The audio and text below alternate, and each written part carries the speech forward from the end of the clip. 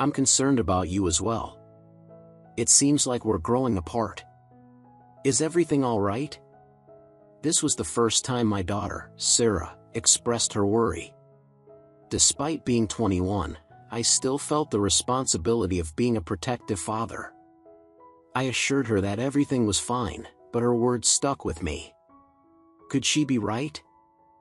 I've been married to Barbara for 23 years, and while we never claimed to be the perfect couple, we always had a strong bond. However, ever since Sarah left home, the distance between us seemed to grow. I made efforts, suggesting dates, planning trips, and proposing time together, but Barbara's responses were always, "Sounds great, Chris, but we're busy for the next few weeks. Maybe next month." Barbara seemed more absorbed in her friends, volunteer activities, and hobbies. She often went out for lunch and wasn't around as much. If Sarah noticed this disconnect, it was likely more evident than I had realized. Barbara focused on enhancing her appearance and developing a sophisticated sense of style, and her warm, charming personality naturally attracted people to her. My own life seemed prosperous. A good job, a stable income, and a commitment to physical fitness all contributed to my sense of well-being. Reflecting on joyful moments, especially our wedding day, filled me with a sense of utmost happiness. Although the best man's speech, with its slightly awkward references to our journey and some forgettable mentions of deer, slightly marred the memory, the day was overwhelmingly positive. The only aspect that slightly unsettled me about Barbara's bachelorette party was the presence of her best friend, Vince Hurst, who joined in the festivities with all the girls. While it caught my attention, I didn't dwell on it since they had been close friends for a long time. Occasionally, I wondered if Vince might be gay, as I never saw him with any romantic partners, male or female. Their frequent dinners and drinks together confused me a bit, so I asked Barbara about their relationship. She assured me that there had never been and never would be any romantic involvement between them. Trusting Barbara, who has always been open and honest, I believed her without hesitation. After our wedding, we moved to another city in search of better work opportunities, and it met our expectations. We both made new friends, and I wasn't upset by the idea of Barbara spending less time with Vince, although they continued to stay in contact. Having started our family life almost 2 years later, our first and, as it turned out, our only daughter, Sarah, was born. Barbara took on the role of a caring mother with sympathy, and we were happy. Meanwhile, when Sarah moved to live with friends, Vince found a job closer to the neighbors. Barbara had lost touch with some of her old friends, and she seemed to welcome the opportunity to rekindle her friendship with Vince. We spent time together, had dinner, drank at bars, and chatted. This made me remember Sarah's comment. She was right, we were kind of lost, and I felt a little forgotten. What was not done was that we both missed Sarah. Barbara's social media posts with Vince didn't help the situation. There was also no mention of him being her husband. Barbara's 47th birthday party at our house gave me some feelings. She was constantly relaxing next to Vince, having fun, and joking with her friends in unfamiliar situations. They appeared to be a couple. Our longtime neighbor and good friend Victoria noticed my nervousness. "Are you okay, Chris? You look a little pale." I tried to avoid answering, but she knew me well and persisted until I shared my concerns. "You two are doing well, aren't you? I know Vince is a good friend of yours, and we can have friends of the opposite gender.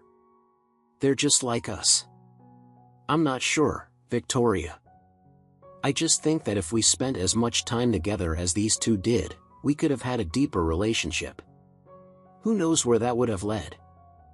I suspected that Victoria was probably experimenting with something with Barbara because shortly after that, she seriously turned to me. "What did you say to Victoria, and what nonsense is she talking about?" "You are being ignored." My wife was silent with me all night, but she always has time for everyone. She concluded, "Today we have guests. I need to greet everyone who came," she added, looking around. Except you, didn't it? It seems like you were just serving Vince, she remarked, a flash of rage in her eyes. What are you talking about? You are being ridiculous and petty. We're just friends. His gender doesn't matter, I replied, feeling the situation heating up. But your interaction makes me wonder what else could happen, she continued, not looking away. Nothing else is happening. You need to calm down. I tried to calm her, but she just demanded and walked away. I felt terrible because it was her birthday, and we had a fight. Communication between us did not resume until the morning, and for a week, the situation was tense. Attempts to apologize were in vain, her heart seemed petrified, and the words from her mouth were just cold wind. When we finally talked, she announced that Vince had invited her to spend the weekend in the city. The question was this planned to test me and my answers? This thought made me realize how deep a chasm we were in. Maintaining our relationship would be difficult, if not impossible. Are you really going there, considering our situation? Is this your choice? We are just friends and get along well with each other. There's nothing wrong with spending the weekend together. I even like to relax. I offered many options, but you always refused, and now you find time for him. So when are you going to take a break from us? Barbara's gaze dropped. This is a special offer for next weekend in Rome. So I can assume that you have already agreed. And Rome is a place that we have dreamed of for many years, but you just couldn't find the time for it. It's just adorable. Barbara changed her tone. Look, Chris, I know this isn't ideal, but it's just for a few days. It's just a problem. I don't want to control you, but I admit I'm jealous that he takes up so much of your time and attention. You are so emotionally connected to him, and he has already started to take over dating and now a trip. I do not like it. But it's not dating. It's not like that. I love you, not Vince. In my opinion, this is not entirely true. Maybe you can talk to him about us, share the details of our relationship. This question confused her. Sometimes it helps me see things from your point of view and think things through. Yes, that's wonderful, isn't it? But I doubt we look at everyone the same way, and I feel like you're alienating me even more. Are you talking about our bed life? Not really, just small fragments. Don't, Barbara. Even if you feel that this is your personal matter, you shouldn't tell him about it. You do too much. It seems like you're married to him and not to me. I said no, it's not like that, Chris. I'm your wife, but now I can't let him down, Barbara replied. You're going anyway. The decision has already been made without my participation. When my opinion mattered, you didn't value it. You only value yours and Vince's. As the trip approached, we grew further apart, and I got the impression that Barbara had some regrets but did not want to back down. I was glad she left on Friday morning. There was a farewell message: I love and appreciate you. I'll be back before you know it. I'll call you later. I thought about going to a bar and getting drunk or going to my sister Monica's house. We fought often, but she was always on my side when needed and would happily tell Barbara off if it would help me. In the end, I did neither and decided to spend a quiet night at home thinking about my marriage. I needed to make some decisions. I didn't want to continue like this. That night, the phone rang, and I slowly picked it up, pretending to ignore the call. But I answered, allowing myself to be calm. Hello, dear. We arrived safely. The hotel is wonderful. I just wanted to let you know about our arrival, her voice rang out. Thank you for calling. At least now I know you're safe, I replied. This afternoon, we visited the Colosseum. This evening, we're going to the Trevi Fountain and the Spanish Steps. It's just magical, she continued. Sounds great, all those places we talked about, I said. I threw a coin in the Trevi and wished to return with you.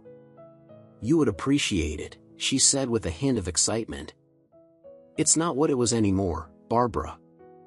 I would like to think about all this with you as a couple, was my answer, laced with some sadness. Please don't start another argument, Chris. I regret how things turned out between us and that it went the way it did. I still think about you, and believe me, this has nothing to do with love, she said, as if addressing a child. Barbara, I screamed. Oh, you're just unbearable, and the line went dead. I felt lonely and frustrated, especially on Saturday night when no one called. Even looking at posts on social media did not bring relief because Rome looked successful. Several comments from relatives asked where I was, and I replied that my friends were away for the weekend. Sarah called me even though she had seen the posts on social media. She was still shocked to realize that we were together in Rome. I briefly told her about our conversations and mentioned that her mother always loved to travel no matter the circumstances. Sarah wanted to call her, but I insisted that she not interfere. It's no use, Sarah. She thinks I'm jealous when I'm just expressing my feelings. She doesn't understand that the problem is much deeper than just my jealousy. She doesn't even think about what needs to be discussed. Well, maybe she has her own point of view, Dad. For her, a trip with friends is not something unusual. Maybe you are overestimating the situation and are a little jealous. I tried to contain my irritation. Like I said, Sarah, it's best to stay away from this. The problem here is not only this trip but that you and your mother do not see the deeper aspects. When she returned from Sunday tea, Barbara tried to hug and kiss me. I didn't stop it, but it was tough and uncertain. We tried to talk, but it was awkward, with several unsuccessful attempts. I didn't have to think so much before talking to her before. I felt she looked the same. Sorry I didn't call yesterday. My head is spinning, and I'm not used to us fighting. I missed you dearly, but I had every right to travel on this journey. I know we need something more to figure this out, she said. Do you mean to have a conversation, or are you just trying to make a convincing point to me? I asked. What if I take Victoria to Paris for the weekend, she suggested. That wouldn't be appropriate. She's divorced. So what? Vince is single. This is completely different. She likes you. You mean Vince doesn't like me? I noticed her confusion and continued, has he ever told you that he loves you? No, never. We never discussed this, she replied. But you see the way he looks at you and takes in your every word, I remarked. Maybe it is, and this is one of the reasons why I cannot leave him. Imagine that all this time I have feelings for him, realizing that they will never be mutual, she admitted. We won't be able to move on, Barbara, if we keep him so close. This may encourage him to look for something new. Maybe he met someone this weekend. This is affecting both of us, and I feel alone, I said, trying to share my feelings. Really, Chris, we are both strong and independent people. We were never judgmental towards each other, she said, trying to calm me down. But I can't stop thinking that the person who should be closer to me is more worried about his girlfriend than about me. Think about how much time and energy you put into our connection compared to Vince and other friends, I said, expressing my thoughts. I was surprised when Vince knocked on my door and asked to come in. Barbara isn't here, Vince. She's at work, I said. I know. It was you I wanted to see, he replied. I'm waiting for it. After all, you are her confidant. I think she tells you everything we discuss, I noted. She's my friend. You don't have to worry about anything. If I were a woman, this wouldn't be a problem, Vince countered. I don't think that's true. This may be less of a problem, but no matter who it is, if the end result was not achieved and things were not taken into account with each other, it would always be a problem. Tell me something you both are talking about, I asked. Anything, whatever. I think he checked. I love your thoughts, ideas, plans, and hopes, I said. Yes, all this and 1,001 other things. Most of it is nonsense, Vince admitted. I paused, trying to take it all in. I missed the times when we talked about more important things, but now we only talk about mundane things, house bills, family. You seem to be having a good time eating out. Yeah, we do that kind of thing, and I enjoy spending time with her, he said. Yes, of course, it should be nice. You see how many times I suggested that she go out to dinner or go on a trip, do something pleasant or romantic. I lost someone with whom I could share my hopes and dreams. You have a closer relationship with her than me, he noted. Just talk to her, Chris. Tell her how you feel. I know she loves you. I tried, but she thinks it's about sex, that I'm jealous and controlling. But it doesn't matter. I lost her, Chris predicted. Don't say that, Chris. Barbara would be devastated. She loves you. You see, I didn't realize it was that bad. I just thought you were a jealous idiot. I can stop dating her so as not to create problems. I suggested, wincing, yes, that's a great idea. By the way, you love it so much you offered her something she didn't want to do, but she always chose you. You are a better friend to her than she is a wife to you, right? He looked at me silently, and I walked him to the door. Don't come back again, Vince. Next time I might not be so friendly. After dinner, Barbara wanted to say something. Vince told me he was at your place. He read me the riot act and said that if he had known you would be so upset, he would not have offered to come back. He admits he's monopolizing my time. So, you shared all of our quick conversations with him and then met with him today to discuss the results of his visit? Do you understand why I consider myself such an outsider in this regard? Barbara apparently hadn't quite caught on yet and kept quoting Vince. When I said you could handle this, Vince told me to get my head out of my ass and that I needed you. So, when he repeats the same thing as me, you pay attention? I guess I shouldn't be surprised, Barbara continued. No one, including you, has the right to control me. I admit I'm confused about my priorities, but that's no good. If I thought you were in a relationship with someone, I would have known about it by now. But forget about love, you still put him first. He's your best friend, not me, and this situation is not helping us. Listen, Barbara, the question is simple. Why are you with him? You'll be happier with him, and you almost rejected me earlier when we talked about this. You said that this is what you and he need. You don't even think about how I feel. This is not love, and this is not respect. I'm sorry. I love and respect you, but it always seems that everything is fine with you. You are strong and independent. That's not entirely true, Barbara. I get most of this strength from our relationship, from being together, which affects the other friend. And one more thing, don't tell Vince about this conversation. But will he definitely ask? Damn it, I give up. Just try to respect our relationship and put it above your friends. It shouldn't be that hard, Barbara. As for the three of us, I feel like I'm in third place. Enjoy the attention of two men and keep close to someone who is clearly in love with you. I can't stand it. I'm leaving. I'll go spend time with Monica. Staying with Monica was pleasant. She was a great interlocutor. This was perhaps the first time in a long time that I felt supported and cared for, in stark contrast to the last period of my marriage. We shared many fond memories and a love of drinking, which was the greatest release from everyday worries.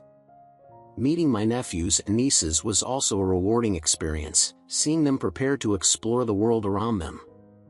Barbara called constantly, expressing her sadness and uncertainty, although she did not even appear in person.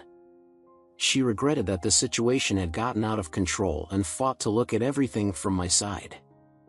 Sarah was shocked when she found out I had left, and her mother went into a panic over the phone, begging me to come back. I arranged a dinner with Sarah to clear things up, and to everyone's surprise, both Barbara and Vince were at the restaurant. We both saw them approach the corner, smiling and joking. Sarah burst in at the worst possible moment, just when I thought we were lucky to avoid a scandal. "How dare you?" she exploded, pointing at me. "You call me sobbing on the phone, telling me about your reckless father, how you can't live without him, and then you're having fun to the fullest. No wonder you have such priorities." Barbara and Vince's jaws dropped, and she blushed with shame. I stepped back, feeling awkwardly amused. "I don't blame him for leaving you, you self-centered bastard," Sarah continued, her tirade turning to Vince. "Why the hell are you hanging around a married woman for years like some kind of far-fetched love patient? Live your damn life and leave her alone. Don't you realize she's on a short leash? She just needs you to raise her self-esteem. She doesn't even have to sleep with you for you to feel happy." She came back to me, relieved. It was as if I was paralyzed and couldn't think of how to respond. Turning, I followed her, leaving the stunned couple and the entire restaurant in confusion. I knew it had happened. Sarah almost made it to the car before she burst into tears, her legs giving way as I caught up with her and pulled her into the passenger seat. It took a while before she could speak. "Sorry, Dad. You were right. I can't call her." Yes, unfortunately, she still doesn't understand it. Barbara looked at her daughter in shock. "What do you mean your father went to Paris with Victoria?" "Well, Mom," she replied, "this just proves that you were right all along. I think Dad might have the same girlfriend as you." "No, he cannot. He said he would take me to Paris." "Yes, he said something about asking questions, but you're too busy. We are still married. He can't take this girl with him on a romantic weekend. It is not right." "Relax, Mom. It's not romantic. They're just friends.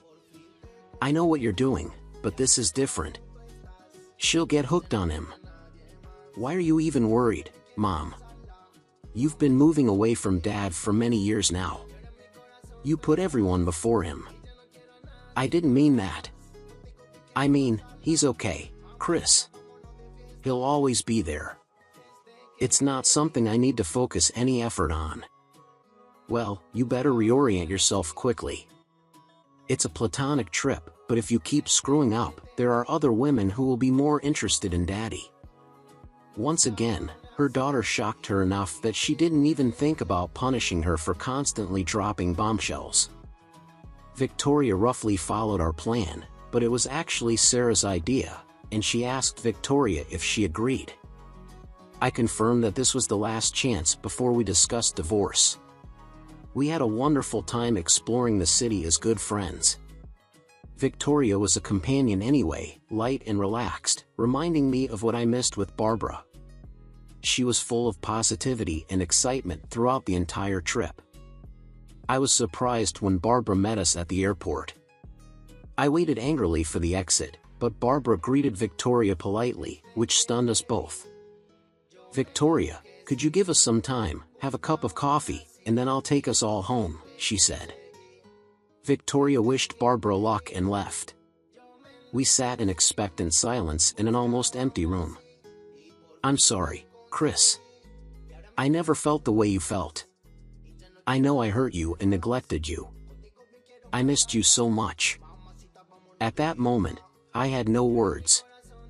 Vince was upset by Sarah's outburst, and I was faced with some difficult questions that I found hard to answer. I strove to find and support him, but this attitude concerned not only me as an individual. It looked like our friendship had come to an end. I just shrugged. "It won't fix it, Barbara. You ignored me, giving priority to someone else's needs. I'm not even sure if you like me anymore." "Of course I do. I love you," she replied. I was about to answer that I loved her out of inertia, but I realized that I was no longer sure of my feelings. The deep connection with someone special had disappeared for a while. Barbara noticed my silence, and her eyes widened. Please give me another chance, Chris. We can't ruin a 23-year marriage over friendship, she begged. But we can if there's no independence, no trust, and if the one you love most constantly appears to you as other people. I am aware of my mistakes. I respect you completely. I accepted you as I should have, assuming that you would always be there. The trip to Rome was a mistake. We convinced ourselves that you were jealous and controlling, so part of it was to demonstrate that I could be an independent person. It's hard to be independent if you're always judging someone. She seemed to be panicking and struggling to find a compelling argument for us to stay together. Give me just 3 months. I promise I'll prove myself to you. I know you don't trust me right now, and that's okay. Just give me 3 months to show you. If you're satisfied, let's extend it by another 3 months. She sounded frantic yet sincere. Though I had my doubts, I tried to see how she could have changed so much. In the beginning, it was reminiscent of our relationship 5 years ago. We started paying more attention to each other and talking more. I expected these changes to be temporary and feared we would fall back into our old patterns, but Barbara proved me wrong. Eventually, I had to tell her to relax. We were doing well and there was no need to rush. We spent more time together, listened carefully to each other, and shared our plans and dreams in construction. She still saw Vince occasionally, which was fine with me. Their relationship had evolved too. Barbara mentioned she was thinking of introducing him to a few single friends. Victoria was happy for us and remained a close friend and neighbor. Sarah was thrilled and took all the credit for getting us back together. I didn't argue. We are now on our 30th 3-month mark and still going strong. Thanks to everyone who listened today. If you enjoyed the story, please consider liking and subscribing. Feel free to share your thoughts on the events in the comments below. Take care.